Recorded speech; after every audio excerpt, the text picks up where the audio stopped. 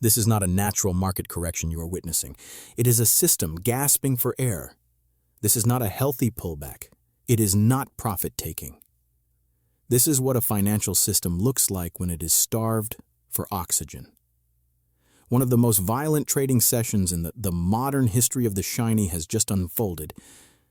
And if you are watching the charts, your gut knows it is wrong. Red candles everywhere, prices collapsing faster than logic allows. Silver did not just dip, it was thrown off a cliff.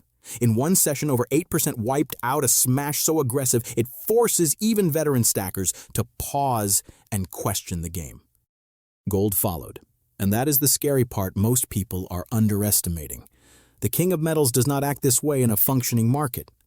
A 3.5% plunge in the ultimate wealth preserver is not a coincidence. When gold and silver tank together with this level of violence, you are not seeing weakness in the metals. You are seeing stress in the plumbing of the financial system itself. This is what happens when liquidity evaporates. In moments like this, big funds stop thinking about value. They stop thinking about long-term theses. They think about one thing only: survival. Debts must be paid. Margin calls must be met. Cash becomes king, not because it is strong, but because it is required.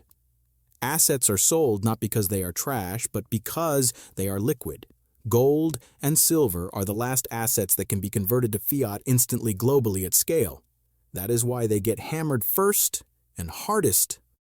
This is not retail panic. Retail apes do not dump billions in seconds. This is institutional fear. Somewhere in the system, something snapped. A leveraged bet blew up. A margin threshold was breached, and once that happens, the selling is no longer emotional. It is mechanical, relentless, unforgiving. In this urgent breakdown, we are not here to tell you to buy the dip. We are not here to tell you to sell. We are here to decode the rig, because understanding the mechanism is the only way to stay rational when volatility is engineered to strip that away from you. This is the anatomy of a liquidity drain, and the show has only just begun. To see where this goes next, you must grasp why this tamp was inevitable. To understand why this crash happened so fast, you need to know the rule that rules every leveraged casino on Earth. When margin calls ring, investors do not sell what they want, they sell what they can. This distinction is everything. It explains why assets with strong fundamentals can tank harder than assets with weak ones, and why logic seems to vanish exactly when you need it most. Picture a massive institutional whale, not a degen gambler, but a diversified fund with positions across stocks, bonds, currencies, and commodities. Everything looks safe until one corner of the portfolio breaks. Maybe bond yields fly. Maybe a currency trade snaps. Suddenly, the phone rings. The broker is not asking for excuses. They are asking for cash. Billions of dollars today. In that second, theory dies. Long-term outlooks do not matter. The fund looks at its holdings and sees the trap. Bonds cannot be sold without crashing prices more. Private equity is locked up. Illiquid assets are worthless in a squeeze. But gold and silver, those trade 24/7. Deep liquidity. Global buyers, instant cash. So the button is pushed not because it is smart, but because it is necessary. The sell button gets smashed, hard. Massive blocks of the shiny are dumped in seconds, not to exit a trade, but to raise fiat to save the rest. This is why the drop in gold matters more than the drop in silver. Gold is the final shield. You only sell the king when everything else has failed. Silver, being a tiny and volatile market, takes that hit like a thin sheet of glass. The same pressure pushing gold down 3% crushes silver down 8%. This is not a judgment on silver's future. It is a reflection of its place in the liquidity pecking order. Nothing about industrial demand changed today. Solar panels kept getting built. Batteries did not stop needing silver. What vanished was liquidity. And when cash dries up, price is the casualty. This is how a margin cascade begins, and once it starts, it feeds on itself. Coming up, we need to analyze why dumping gold is the most dangerous signal of all, and what it is quietly screaming to us about the broader financial system. Silver grabs eyes because it moves fast, but gold is the signal the pros dread. When gold tanks in a single session, it is never a fluke. Gold sits at the top of the collateral pyramid. It is sold only when stress is critical. A move of this size tells us the rot is systemic, not isolated. Gold is a multi-trillion-dollar beast. You do not move it 3% in hours on a hunch. You move it because you are forced. This is pristine collateral being liquidated under the gun.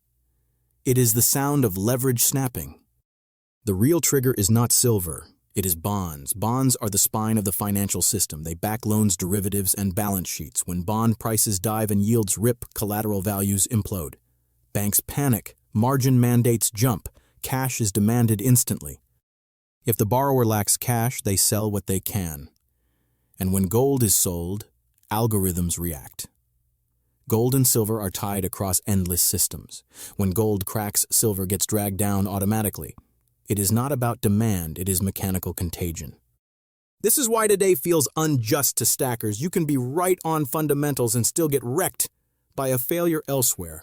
But there is a key lesson here. Liquidity crises cannot last. The system is just too leveraged. Every modern crash ends the same way: intervention. Liquidity is injected, dollars flow back, and the hardest sold assets rebound first. We are in the shock phase now. Fear rules. But this phase always passes. Next, we must examine how algorithmic trading turbocharges these collapses and why prices often fall far below reality before finally stabilizing. Modern markets are not run by humans anymore. They are run by code. And when volatility hits a limit, that code acts like gas on a fire, turning a sell-off into a free-fall. Today was not panic selling, it was algorithmic liquidation. For weeks, the silver trend was up. Trend-following funds and momentum bots were heavy long. These systems do not care about shortages or demand. They chase price volatility and moving averages. As long as the trend holds, they buy. They juice the upside. But today, the chart broke. The drop was sharp enough to trip short-term reversals. In minutes, models flipped from long to neutral or neutral to short. Billions in paper contracts were dumped automatically. No feelings, no choice, just execution. This is why price overshoots during liquidity crunches. The algos do not know silver is rare. They do not know premiums are spiking. They only know a chart line was breached. This forces selling way below fair value.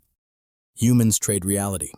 Algos trade math. Short-term math has the deeper pockets. That is why these moves feel violent and insane, but this imbalance also plants the seeds for the reversal. As price tanks, physical buyers rush in, arbitrage opens up, the gap between paper price and real demand widens. This is where the bot loses its edge. It cannot see the physical floor building under the market. The crash flushes out leverage. It shakes out weak hands. It resets the board. It is painful but necessary. Before a bull run can resume, the excess foam must be purged. In the next chapter, we will examine the physical market response dealer premiums and why paper price collapses often fail to reflect real-world scarcity. One of the most twisted parts of this crash is the price illusion.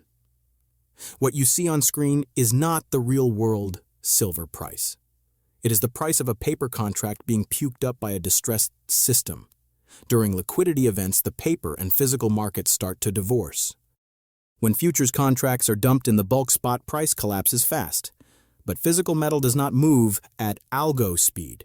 Coins, bars, and supply chains live in reality with inventory limits, shipping delays, and minting costs. These facts do not vanish just because a hedge fund needs cash. This is why premiums matter more than spot right now. When spot drops 8% but dealer premiums hold firm, the market is screaming. Physical supply is tight. Dealers cannot restock at paper rates. Refiners charge more, not less. The spread blows out. In a healthy market, premiums shrink.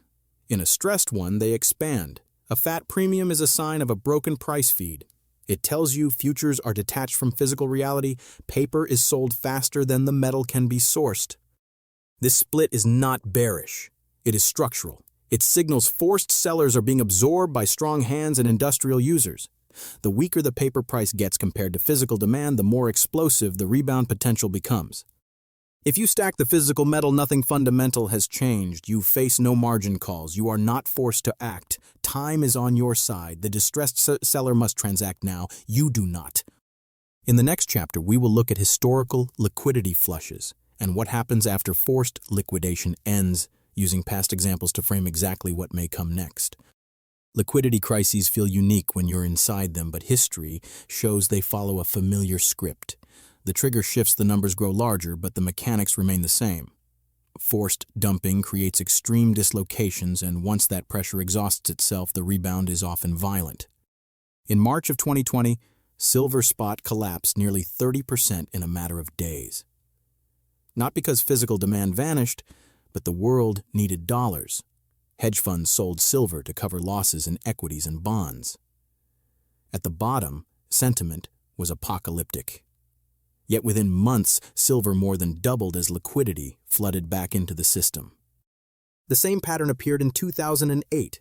Gold and silver were dumped to raise cash even as the financial system was cracking. Once central banks intervened, those same real assets became the primary beneficiaries of monetary expansion. Liquidity crises end not with stability, but with stimulus. This is why the most dangerous moment is not the top, but the middle of the crash. This is where weak hands abandon sound positions out of fear. They sell real assets to hold temporary safety. When liquidity returns, they are simply left behind. History does not promise immediate relief. Volatility clusters. Big moves are often followed by more big moves. But history surely does offer perspective. These events are sharp and short-lived because prolonged deflation would collapse the debt-based system itself. The market is not questioning silver's usefulness, it is demanding cash. Once that cash demand is met, the focus shifts back to fundamentals, and fundamentals do not reset in a single session. In the next chapter, we will examine where the spot market may attempt to find a floor and which levels matter most for determining whether this is a correction or something more. After a move this violent, the most important question becomes unavoidable. Where does the selling actually stop? In a normal market, value creates support. In a liquidity event, support truly appears only when forced sellers are exhausted and real buyers finally step in. The chart is damaged, but it is not useless. The first critical zone is psychological. Round levels matter because both humans and algorithms react to them. For silver, this area aligns with the prior breakout zone where momentum first accelerated and where demand previously proved itself. Markets often return to these levels to test whether conviction still exists here. If price stabilizes here, it suggests the crash was a purge, not a failure. A violent retest after a breakout is terrifying, but technically healthy. It clears leverage, resets sentiment, and forces the market to rebuild on much stronger hands. If that level fails, the next support lies deeper near the origin of the prior big rally. A move there would feel catastrophic emotionally, but in highly volatile commodities, deep retracements are not abnormal. They are part of the cost of participating in markets that overshoot in both directions. What matters most is not the lowest print, but behavior around support. Rising volume on stabilization, slowing downside momentum, and price acceptance signal that real money is truly stepping in. Continued silence from buyers signals that the liquidation is not finished. At the same time, physical demand acts as an invisible floor. As price drops, arbitrage opportunities grow. The gap between global demand and paper pricing tightens like a stretched cord. Eventually, that tension snaps back hard. Next, we need to examine how miners and equities respond to this stress and why stock price collapses often totally misrepresent underlying profitability. When silver drops sharply, mining stocks almost always fall harder. This is where many investors panic because equity prices feel more permanent than commodity moves. A 10 to 15% decline in miners looks like a verdict, but price action and business reality are not the same thing, especially during deep liquidity events. Mining stocks are leveraged instruments. They amplify both upside and downside. When silver rises, margins expand quickly. When silver falls, fear expands even faster. Investors sell miners not because the companies are failing, but because they are selling everything that carries risk. This is pure indiscriminate liquidation. Step back from the chart and look at the numbers. Even at significantly lower silver prices, most primary producers remain highly profitable. Their cost structures do not change overnight. Energy contracts, labor agreements, and capital investments are fixed on longer timelines. A one-day price collapse does not erase core operating margins. Yet the stock market prices these companies as if the commodity collapse is permanent. This creates a disconnect. Earnings power remains intact while equity prices implode. That gap is not sustainable here. Liquidity-driven sell-offs punish miners more than the metal itself because stocks are easier to dump. But once selling pressure fades, equities tend to rebound much faster. Investors rediscover cash flow. Valuations compress into absurd territory. Value investors step in not because sentiment has improved, but because math demands it. This is where patience becomes an edge. Those who survive the flush benefit from the re-rating that follows. Those who sell at the point of maximum stress lock in losses while institutions prepare to accumulate more. In the next chapter, we will examine the macro timeline, how long liquidity crises typically last, and why calendar effects often mark the true turning point. Liquidity crises are violent, but they are rarely long-lived. The system simply cannot tolerate extended deflation. Debt requires rising asset values to remain serviceable, and when those values fall too far, intervention becomes inevitable. This is why time matters as much as price during moments just like this. Historically, the acute phase of liquidity stress lasts days or even weeks, not months. In 2008, the most intense selling occurred over a short window before policy responses escalated. In 2020, the crash unfolded rapidly and reversed just as quickly once liquidity was restored. These events feel endless while they are happening, but they are compressed in hindsight. The calendar plays a quiet but powerful role. End-of-year trading distorts behavior. Funds harvest tax losses. Risk is reduced. Liquidity thin out. This exaggerates moves in both directions. Once the calendar flips, those artificial pressures disappear. Sellers step away. Buyers return fast. January is historically a reset point. Capital that was sidelined re-enters the market. Allocations are refreshed. Pullbacks that looked terrifying in December suddenly look like opportunity. This is why crashes near year-end often become the foundation for early year rallies now. Psychology reinforces this shift. Fear peaks after damage is done, not before. When sentiment flips from euphoria to despair in a matter of days, the market is already closer to a low than a high. Most participants react late. The market anticipates it. We are approaching that inflection window. Price alone will not signal it. Behavior surely will. Reduced volatility, stabilization, and selective buying are the clues.